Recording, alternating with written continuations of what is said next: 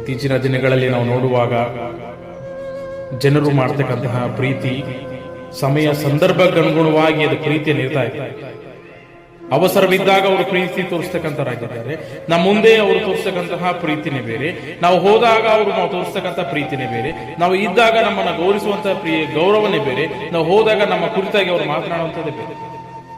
ನಮ್ಮ ಸಂಬಂಧಿಕರಾಗ್ಲಿ, ನಮ್ಮ ಮನೆಯವರಾಗ್ಲಿ, ನಮ್ಮ ಕುಟುಂಬದವರಾಗ್ಲಿ, ನಾವು ಯಾರೇ ಆಗ್ಲಿ, ನಮ್ಮ ಸ್ನೇಹಿತರಾಗ್ಲಿ, ಅವರು ನೋಡುವಾಗ ಅವಸರವಿದ್ದಾಗ ಮಾತ್ರ ಪ್ರೀತಿಸುವುದು, ಮುಂದೆ ಒಂದು ಪ್ರೀತಿಸುವುದು, ಹಿಂದೆ ಇನ್ನೊಂದು ಮಾತನಾಡುವುದು. ಆದ್ರೆ ನಮ್ಮ ಕರ್ತನಾಗಿರ್ತಕ್ಕಂತಹ ಯೇಸು ಕ್ರಿಸ್ತನು, ಆತನ ಪ್ರೀತಿ ಶಾಶ್ವತವಾದಂತಹ ಪ್ರೀತಿ. ಆತನ ಪ್ರೀತಿ ಅವಸರವಿದ್ದಾಗ ಪ್ರೀತಿ ಮಾಡುವಂತಹ ಪ್ರೀತಿ ಅಲ್ಲ.